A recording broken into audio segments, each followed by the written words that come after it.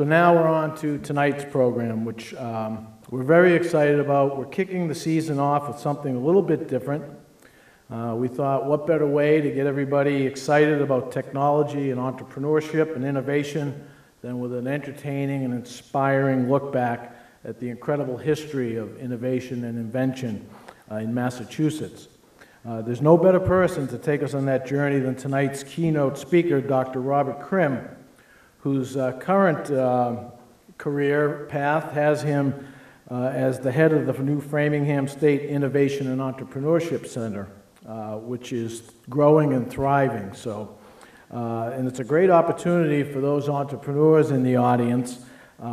Dr. Krim is actively seeking Metro West entrepreneurs to join the other innovators over at his center. So certainly at the break, talk to Dr. Krim about the center there. And if you have any interest in applying and trying to get involved in the space over there. A little bit about Dr. Krim, some of the highlights of his career. He has been a full-time assistant professor at Clark University Graduate School of Management, where he taught social entrepreneurship and cultivating and managing innovation. He's the founder and executive director of the Boston History and Innovation Collaborative.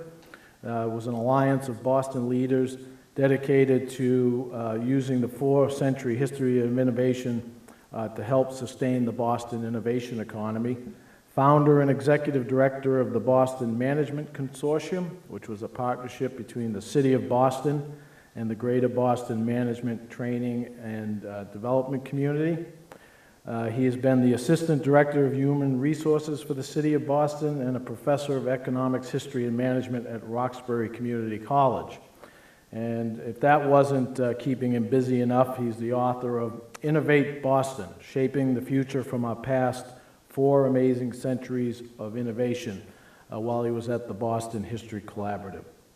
So by way of a very brief introduction of Dr. Krim's presentation tonight, Eastern Massachusetts innovation over time has trumped most other regions in the world. And why has this area been one of the top 2 or 3 most innovative regions in the world over several centuries? Dr. Krim convened Eastern Mass business, university presidents, and governmental leaders to answer that question. Based on a dozen-year research study on mass innovation, the, quote, bump and connect summarizes the 5 drivers that his team found. What are the 5, and why has this region been able to generate wave after wave of innovation over time? Well, here to give us the answer to that question is Dr. Robert Krim.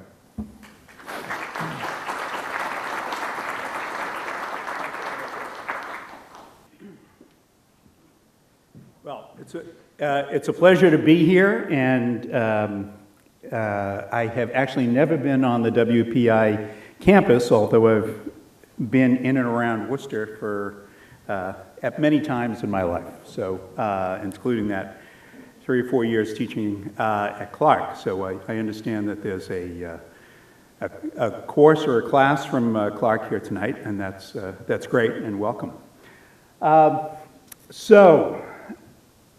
I think that Ed probably got the question out. Many of us may have heard what I like to think of as an old legend, but you may think that this really explains the situation.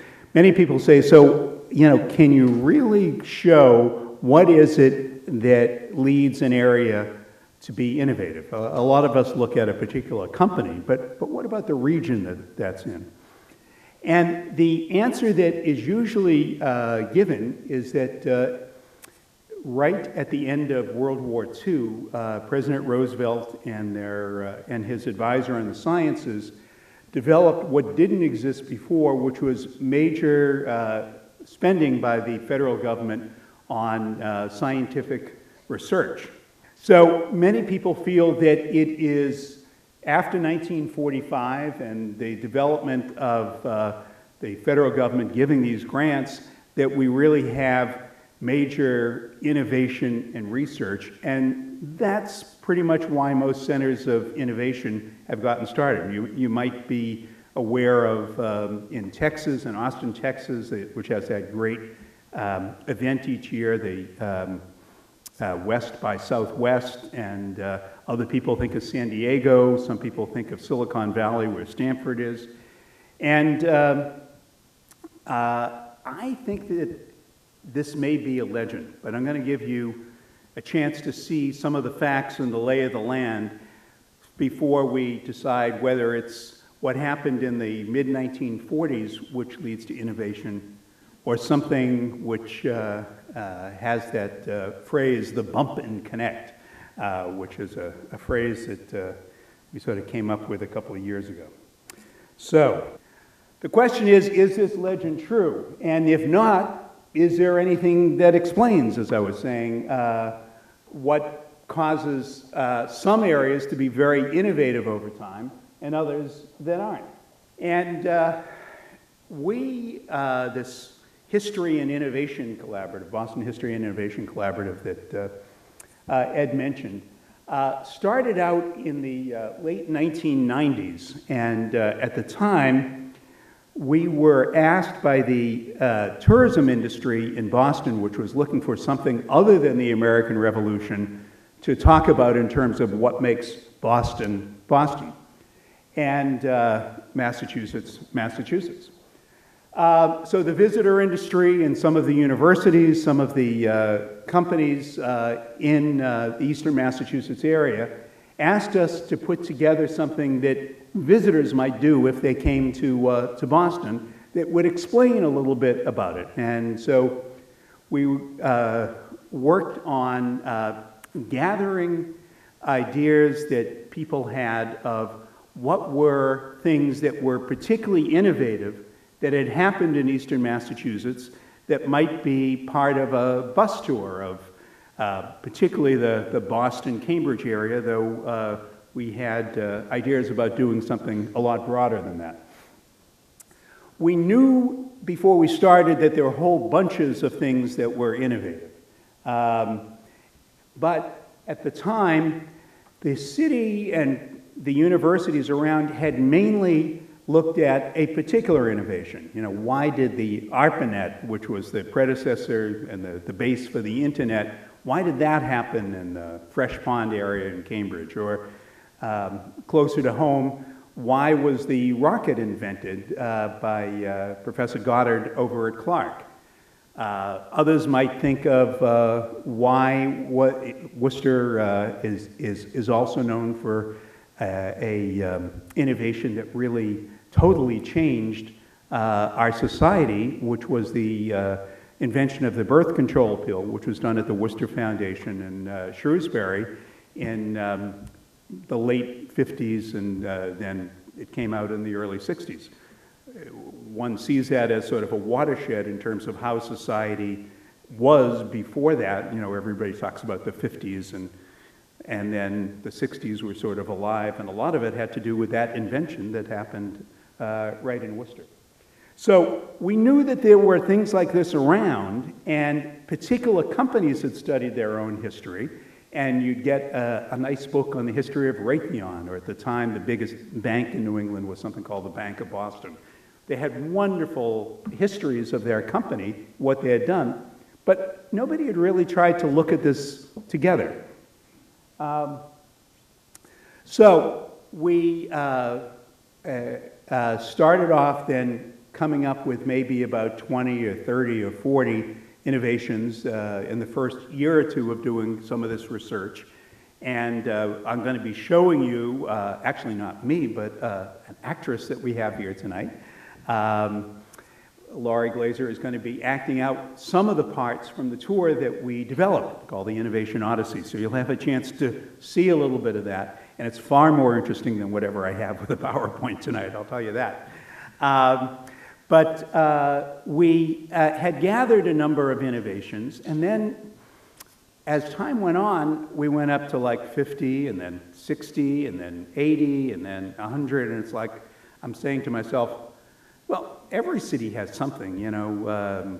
Dayton, Ohio, you know, the Wright brothers live there. They invented the airplane. That's a big deal, right? But we seem to have a lot of those things. I mean, more than most other places.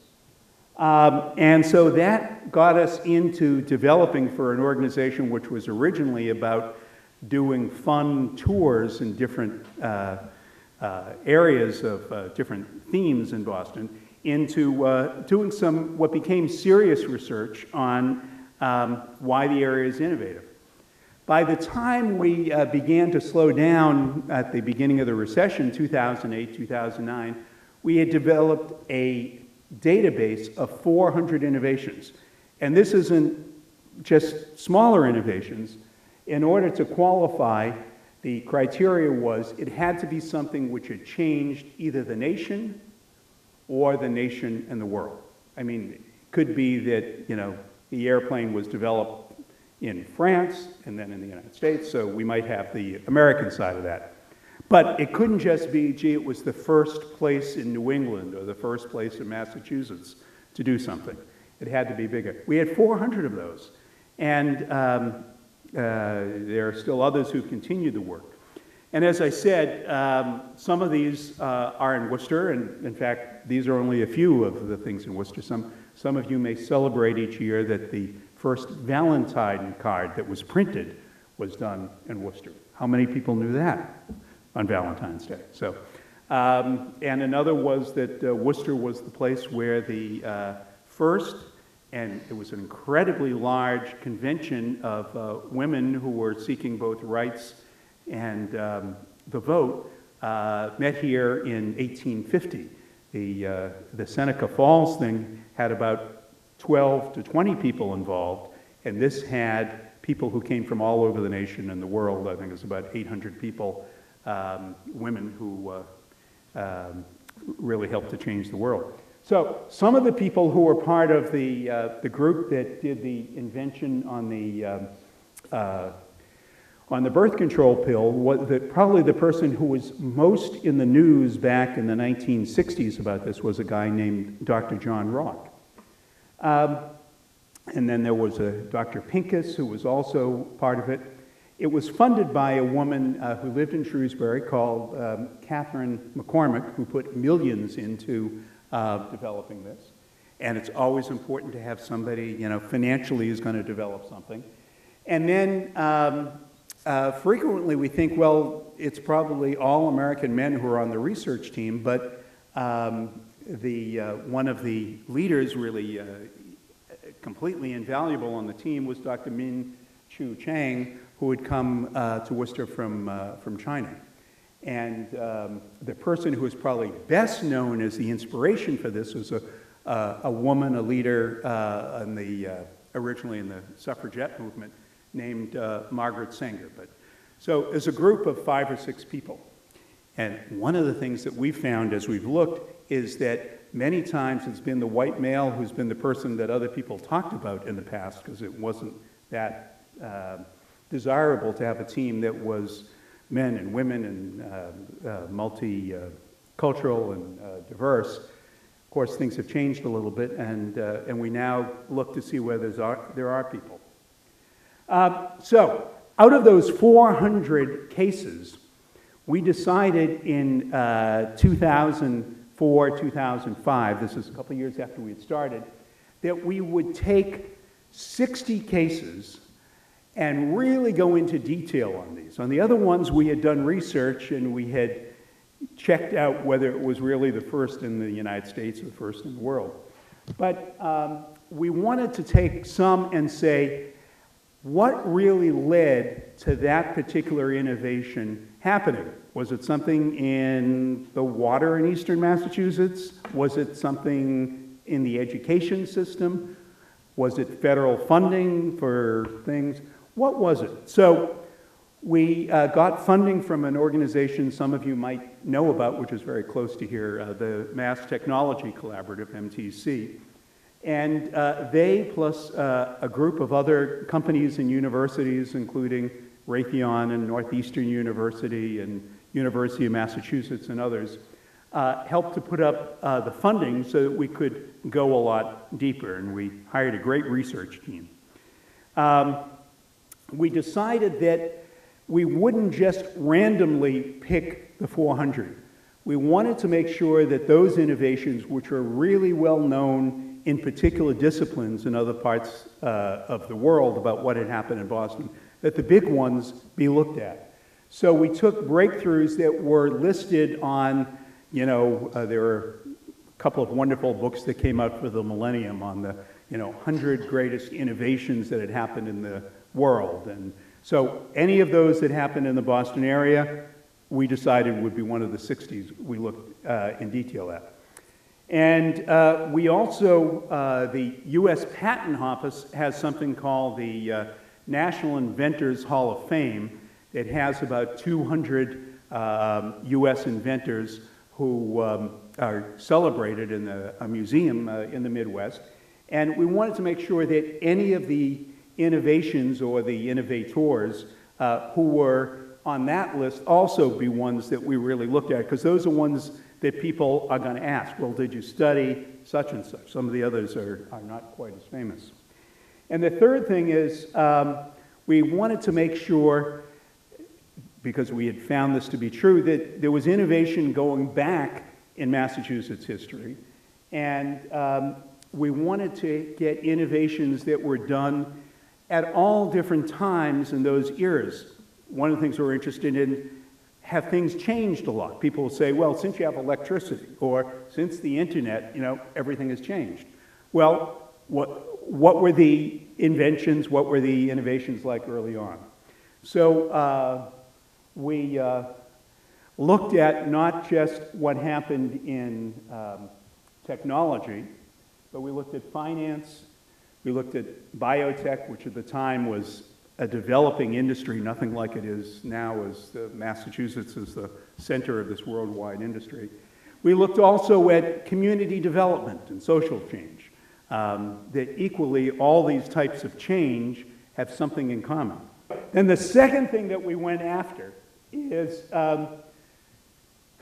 there's a lot of people who have different ideas about what makes Eastern Massachusetts innovative. And so, again, we decided to go about this a little bit scientifically. We decided to interview about 100 to 125 people in the greater Boston area, some particularly famous in particular areas of science, some historians, some people just in the world of technology, those sorts of things, and some elected leaders, actresses, actors, dancers, lots of different type people. And the question, and I got a chance to probably do about 60 or 70 of these interviews, was, so why do you think this area has been innovative? And there were a lot of answers and a lot of different answers. About 30, 35 different answers, but some of them were close together so you could sort of group them a little bit. So some people said, like number 9, federal funding. Well, that was the idea that what happened after World War II and the funding that we get from the federal government really makes the difference in this area being innovative. Other people said, number 21, was that we have a lack of natural amenities. I mean, there's never been a gold rush in Boston. There's never been a silver rush. In fact, most people would say, yeah, the ground was sort of rocky, and that's why farming wasn't good. So if Boston was going to, and Massachusetts was going to stay around, they had to find something else, and another reason. And then that was 23, but 24 is, some people felt that we really had natural amenities. And here's the big one that I had never thought about. Eastern Massachusetts was the main place that the British Navy got the trees that made the masts that made the British Navy #1 on the seas in the in the 18th century, 1700s, and in the early 1800s. So it was like, gee, this area, and then we built the ships here. Originally, we had just taken the trees and went there. So, hey, that's a pretty big natural amenity. I'd never thought of it. Some people had. So We then analyzed, and some of this may sound like, oh boy, a boring history research project. Wait a couple of minutes. There's some things that are worth it. But so we took each of these 60 cases, and we looked at the 24 different theories that seemed to have some basis beyond just one person advocating it. And instead of calling them theories, we decided to call it something that we thought the press would appreciate it. Instead of it being a theory of innovation, it's a driver of innovation. It sounds a lot more action-oriented and dynamic. And we were going to need to pitch this to the news media in the area if we came up with anything. And so we took each of those 24 theories, and some of our researchers wrote a case about it. And they were particularly looking at a couple of questions that we'll come to in a second. But they looked to see whether those drivers described why it was that the thing was invented here and why was it invented at a particular time. Some of you might know that the telephone was invented by this guy, Alexander Graham Bell, Alec Bell. And he lived in Edinburgh, and he was very interested in deafness and other things, and gradually he became interested in a talking sort of machine. And he went to Canada, and then later he decided to come to the United States. How did he land up in Boston? Why did he stay here? And why was he able to invent the telephone here? He tried in Canada, it didn't work out, you know, that sort of thing. So, and we're going to be getting in a few minutes to 3 live dramas. One about smallpox and an epidemic in the 1720s and what transpired here about that. The second, the microwave oven, some of you know, was invented in the Boston area in 1946. And third is one about iced drinks. Many of you might know that until a certain point in history, there weren't iced drinks in the Caribbean. Everybody thinks, oh, I'm going to go on vacation, I'll have an iced drink on the beach. Well, that wasn't the case. But one guy in our area thought that could be.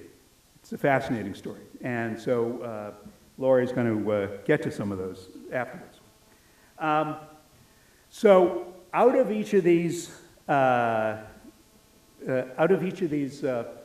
cases that we analyzed, we would analyze it and look for making sure that we had 5 to 7 innovations in each of these different eras, which I'll show you about in a second. And we had 2 groups rated. Many people who are social scientists will say, how do you talk about something that happened in 1630 and compare it with something that happened like the telephone invention in 1876 with the invention of Siri up in Burlington at the Nuance Company in 2011.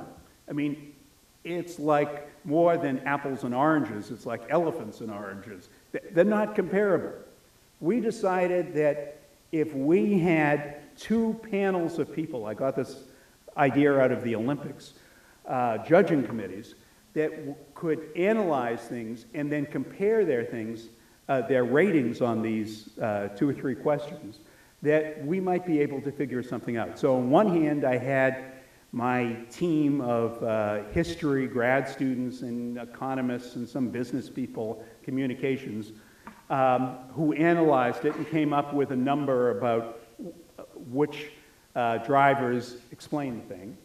And then at the same time, I had a group of outside academic experts who were from MIT and Harvard and Northeastern and Babson and Mass Technology Collaborative and other places. And so then on each case, we had the 2 groups compare independently what their ratings were. And if they were the same, then we say, well, that's pretty valid. If they weren't, the 2 groups discussed it with each other, and it's like, why, and that sort of thing. So out of it, we came out with something that could actually be run on a regression analysis, those sorts of things. And the two questions we most were looking at was, why did it happen in eastern Massachusetts, greater Boston, and why it happened at the particular time, because you remember there are innovations that seem to happen on exactly the same day. So here are the 9 years very, very quickly. The first era, Boston was settled by the Puritans, and it was supposed to be, according to the leading Puritan, John Winthrop, a city upon a hill. Well, within 10 years, the place was bankrupt. And there was a major recession, and the town was almost abandoned, like many colonial towns were. And lo and behold, it came back. A lot of little settlements didn't. And within 70, 80 years, Boston became in Massachusetts, the #1 town, #1 populated place in all of British North America. It was the #3 port in the entire British Empire. It was an incredible boomtown, sort of like Phoenix is today, or San Diego, or LA, or something like that. It had come from nothing, and in 80 or 90 years, it was dominant. But, like happened before, then the economy collapsed. There was stagnation, and in the stagnation was part of why the revolution started, as well as because of the British. And the area was liberated by George Washington in 1776, that famous year. And the first place that was, totally free of the British. And unfortunately, though, 85% of the population had left in the previous year. It was a big smallpox epidemic. Lots of people died. Some were British supporters, and they took off in ships and went to Canada. And others just, there was really no economy. So the economy collapsed. Then, right after the revolution, some of the people who had led the revolution came back, and they formed an economy and started new things using new innovative things, canals and bridges across rivers and all these sorts of things, trade with China, and the area came back. So this was like the second or third time the economy collapsed, came back. And by the 1820s to the 1850s, Boston was probably the third largest city in the United States, but in factories, they had been invented here, and sail, ships from New England were #2 in the United States, but almost all the ships that went from the #1 port, New York City, were captained and navigated by people who came from New England and Boston. So that's how the name Yankee got to New York City, from all those ships. Anyhow, the area expanded and boomed, and by the 1870s or 1880s, 1890s, the city was seen as the second most important city in the United States. Then it began to recede and go into the deepest recession and depression for about 30 or 40 years. And then it comes out of it in the 1970s and 80s with the electronics industry and mutual funds and biotech and all those things. And we have an expansion of the economy that continues into now. So these are all the eras that we looked at. And so out of it, we had taken each of these 9 eras and different innovations. In the earliest part, we had looked at why was the first public school in Boston, why was the first college developed here. I mean, New York City, New Amsterdam had been founded before Boston. How come they didn't do it? Those sorts of things. So we looked at all those. And what we found were 5 drivers out of the 24, most of which seemed to go from one era to another. Entrepreneurship, #1. You might say, well, entrepreneurship, innovation, aren't they sort of overlapping? Yeah, but it always takes a group of people or one person who was willing to fight for that thing when it wasn't popular, when the guy or the woman was losing money and all those things. And not all cultures have a lot of entrepreneurs. There's a lot of cities in the United States where that's not the main thing. So local networking, local demand for products, when something new got invented, people in Massachusetts tended to want to be first at adapting it. That was not true of a lot of cities. And fourth or fifth, local funding, we had more money to invest in more banks and more financial institutions than any other city other than New York City. And last, we're particularly good at setting up something which had demand beyond just the city in the world. So here are the 9 different eras on one side, and then the 5 different top drivers. You'll see that federal funding, which was the one that most people think is the reason why it happens, didn't make it to the top 5. Came in like 8 or 9. And the dark blue are ones where, and as you can see on entrepreneurship, so 8 out of 9 eras, entrepreneurship was very, very important. And otherwise it was in 6 through. So you can see that with the dark blue and then there's a lighter blue, that there's a group of drivers that seem to work together. And so we began to think about that and think that it's not just one driver, but it's how they work together. And we looked at it and said, you know, 4 out of 5 of those are local. Only the national, global, and market demand is really a global one. And somebody said, you know, at Harvard they had come up with this thing that they had something called the bump rate, which is when scientists bumped into each other and decided to write journal articles and work together and that sort of thing. And we looked at it a little bit more and we said, well, this is more than just scientists bumping together. There's all sorts of people who are bumping together. The question is, who really connects and how does that happen? So we started to call what is the secret sauce that makes this area innovative as the bump and connect. There's a rather boring definition of it, but to get bump and connecting, you need money. That's one side. A lot of people talk about innovation, but the thing gets invented, but how many of them get funded?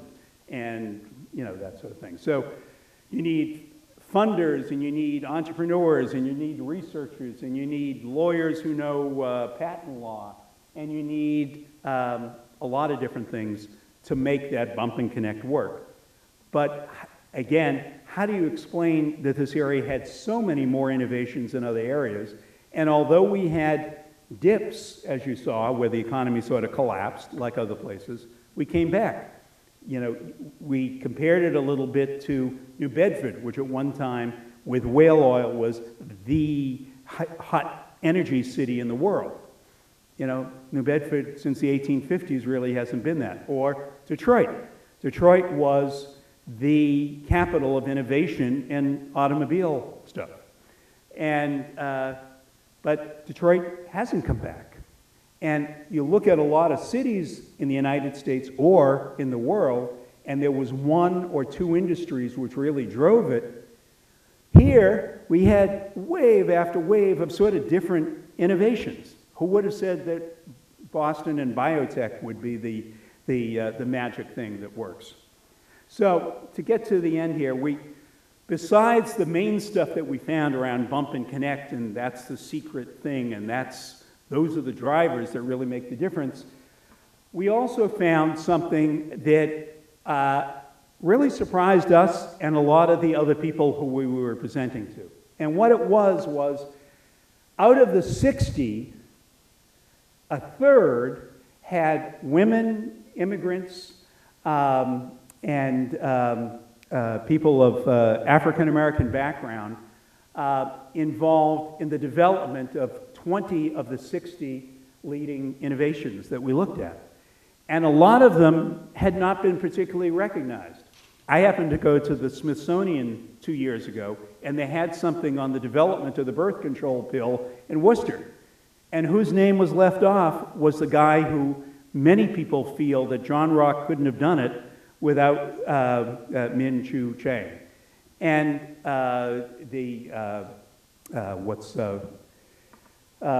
baby formula, Simlac it's called, was invented by supposedly a doctor on a ship in Boston Harbor, the floating hospital, and in the 1920s. And then you find out, well, the woman who did the work actually did a lot of the theorizing, and nobody had ever mentioned her name, even though she was one of the first industrial chemists in the United States. And it's like, there's all sorts of people coming out, and as you might think, the society was a little bit more diverse than people think of it along the way. That isn't to say that it wasn't primarily white and male, but it was a lot different than we had thought. So I guess the other thing besides that it happened is that it's happened for such a long time. The only cities that come close to this are like Florence in Italy or Venice, which controlled a lot of the trade between East and West for 800, 900 years. But over the last 400 years, no other city has done and no other state has done what we've done.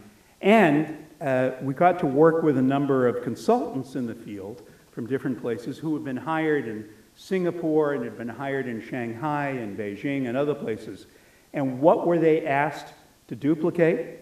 Duplicate that connection between entrepreneurs, some of the people studying, having funding, exactly these things that we looked at. And so that's our little story and long story, and those are some of the times we're down.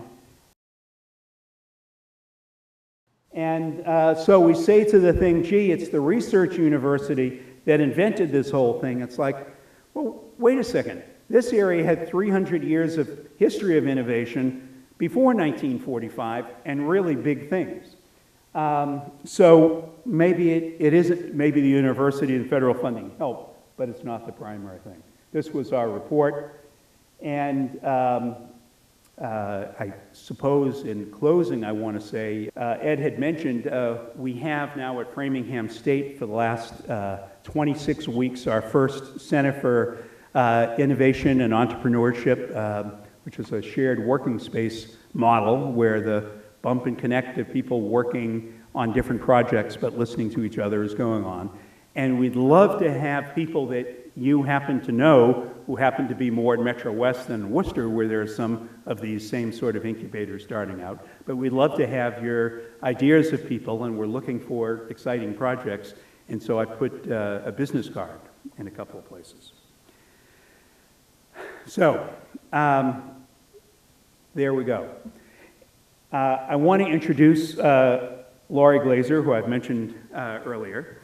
And she has and had worked with our History Collaborative and with this show that was developed called Innovation Odyssey for 12 years.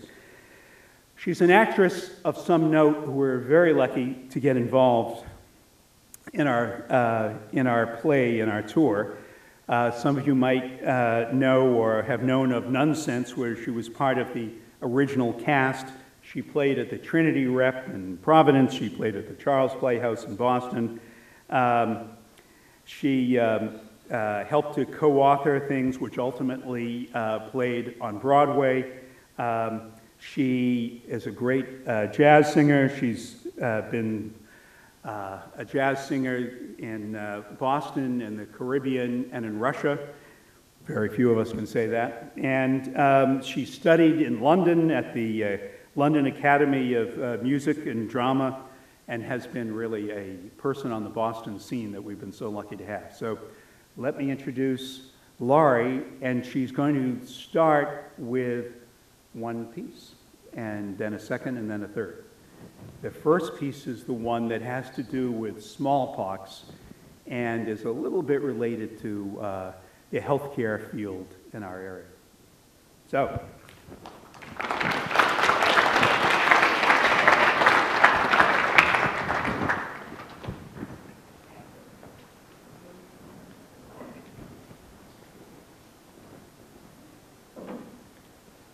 every 12 years. It seems that every 12 years, the pox would arrive by sea. That's what my friends say who work at the docks. Every 12 years, someone would step off a ship from the far Indies where they make their run. And before he can be put in quarantine, the pox would be upon us. One case, then two, then four, then many. House-to-house searches, mothers in a panic for their babies, black mothers, white mothers. Didn't matter. The pox didn't care who you are. Now, we had missed its arrival the last time 12 years ago. Maybe because in that year, God chose to send the other plague that takes the children, what my master calls measles. But for that very reason, we were overdue for smallpox and a heavy visitation from the angel of death. My name is Onesimus. I was named after the runaway slave who was converted to the faith by St. Paul. My master was Cotton Mather, minister of the North Church. His father had been president of Harvard College and considered himself the overseer of both my work and my manner. One day he says to me, "Onesimus, have you ever had the smallpox?" And I replied, "Yes, sir," and "No, sir." Yes and no. To explain, I showed him the scars. The scars on my arm where, as a boy, a small place was opened up, and the juice was taken from one of my kinsmen who had just broken out from the disease. Now, this was a common practice among my people, the Garamentese, as my master would call us, as far back as we could remember, for many generations. We would take the juice from the pox when it was fresh and dip it in our wounds, making sure to keep it warm in our bosom as we made the transfer. This was an act of courage, and our mothers praised us mightily for it. For if the poison were too strong, the pox would take us, and we would die. But if it were just enough to tease us with the breath of death, we would be free from the disease forever. This is the lesson of my people. The medicine is in the poison, and the poison is in the medicine. You can't imagine the furor it caused in our society when we heard that Cotton Mather, the city's leading Puritan minister, had taken the advice of an African slave and inoculated his own child. Some thought him bold, others thought he had lost his mind. I thought he had taken a leap of faith. But I tell you, half the town had lost its mind. Now, however, I read his monograph with an open mind. In it, he cited two publications from a Royal Society publication that confirmed the strange practice. But truth be told, it was the testimony of my own Negro servant that convinced me of the validity of his claim. And so I inoculated my servant, his son, and my own child. Now, immediately I was blasted. Dr. William Douglas, the only physician among us with a European degree, he had been educated at the prestigious University of Edinburgh. He castigated me. He said, "Zabdiel Boylston and Dr. Cotton Mather are self-trained amateurs. They're irresponsibly risking the health of our children on the testimony of Negroes." And that's exactly what we did. We inoculated over 200 men, women, and children to good effect, protecting many from the disease while the pox raged around us. Now, some madman, blaming the scourge on our practice of variolation, threw a granado into Cotton Mather's window. Luckily, the impact knocked the fuse out of the bomb, but the note gave fair warning. It said, "Cotton Mather, damn you, you dog, I'll inoculate you with this, with a pox upon you." But when the disease had run its course and we had buried our dead, no one could deny the evidence. Why, even the King of England took note, and when the pox made its way to London, he inoculated the royal family. I like to think we played some part in that. The truth is that those who follow the African practice are alive and well in so much greater number that, well, I can't understand why some refuse to accept the virtue of our actions and continue to slander our reputations. Oh, yes. There was much talk of their reputations. But what of my reputation? Onesimus, the slave who led his master to the trough so he could drink. Oh, he granted me my freedom, but not for saving lives. No. He let me go because he says he did not like my attitude. He wrote, "My servant Onesimus grows useless, wicked, froward, and immorigorous." That means bad. Disposing of him and finding a better servant to take his place will require much caution, much prayer, and much humiliation. And what is my side of the story? Well, you will never know, because they didn't write histories about people like me, and I'm not telling. But I will tell you this. Truly, I was well named after Onesimus, the runaway slave.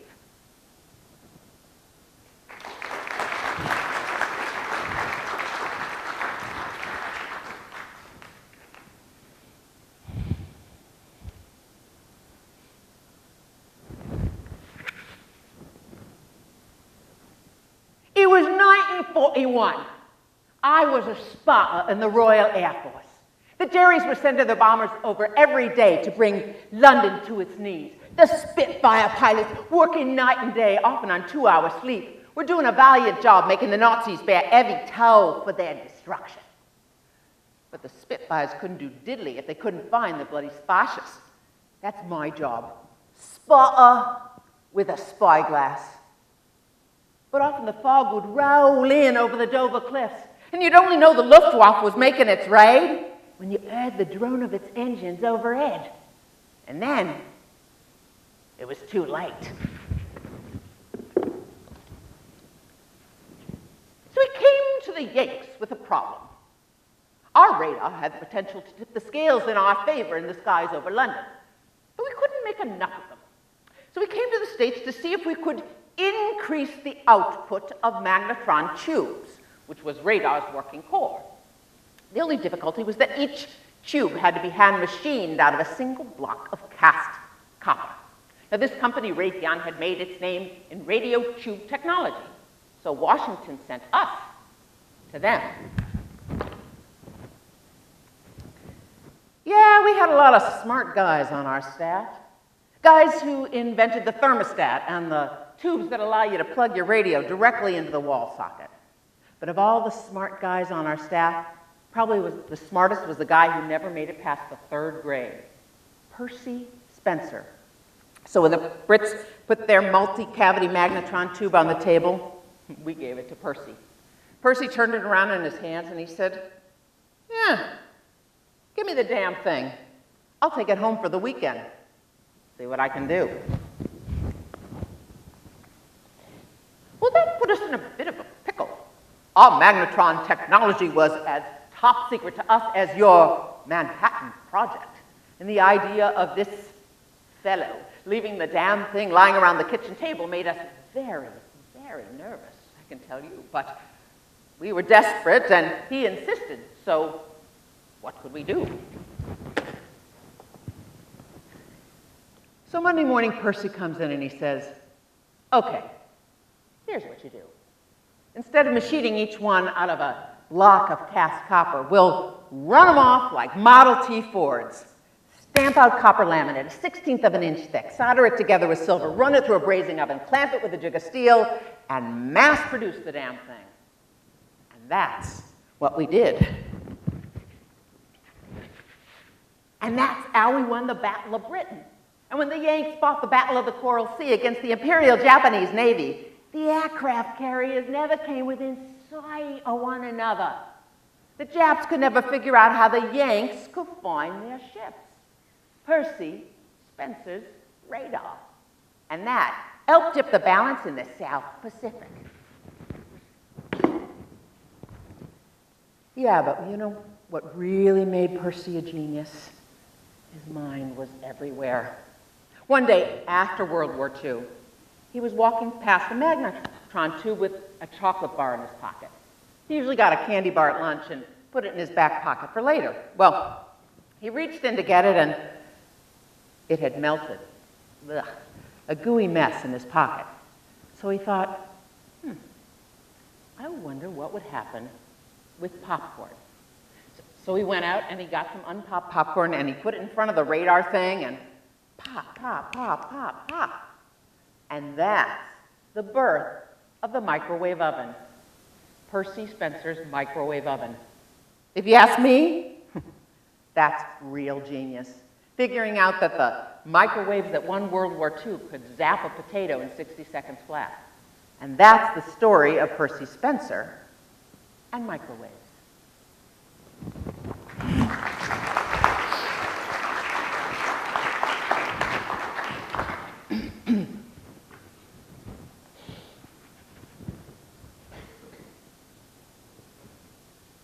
Bold ideas.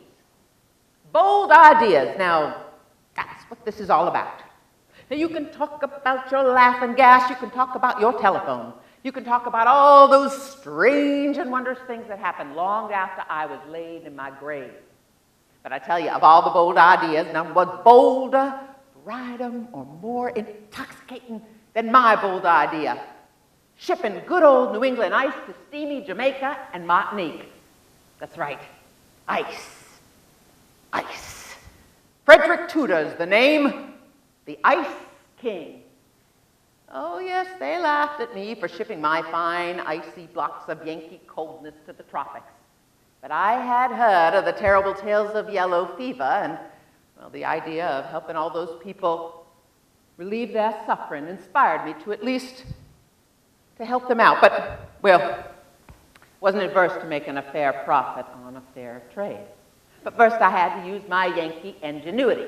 Now it was 1805, the stevedores in the docks and the wits in the newspaper jeered at me when I outfitted my brig Favorite with 130 tons of Massachusetts lake water. I had to fight with the captain and the crew who were convinced that the melting ice would swamp the vessel. And indeed, my boat pulled into port with a slosh and hold of slush. Humiliation, failure, defeat. But I pulled myself together. Mr. Tudor, no man's a hero in love, war, or ice by turning belly up. So I tried again, and again, and again. I gave away ice for free in New Orleans to build up a taste for it. In Cuba, I showed them how to put syrup on their snow to make it irresistible. And in Calcutta, I taught the sahibs to put ice in their quinine tonics while they awaited the monsoon. But most of all, I experimented with insulators, rice, hay, coal dust, and best of all, fine pine sawdust. And it helps, Captain, when carrying my load of ice, if you keep the lid to the hold shut tight. Thank you very much. Well, after ice caught on, I had the last laugh. To meet the demand, I had my boys cutting ice from every pond within spitting distance of the harbor. I even installed a railroad in Cambridge to haul the frozen chunks of fresh pond down to the wharf. Tudor Wharf. That's my wharf. Built on crystal cold gold. Why, even that crazy mystic poet fella, Henry David Thoreau, waxed eloquent at the idea of the ice from his beloved Walden Pond cooling off the swamis and sadhus of Hindustan, whose philosophy of the spiritus mundi, or world spirit, had so influenced him and his fellow transcendentalists. That's enough about me. Go on talking about your gizmos and gadgets of the future that I wouldn't even understand. But I ask you, at the end of the day, has anyone come up with a bolder idea than shipping ice to India?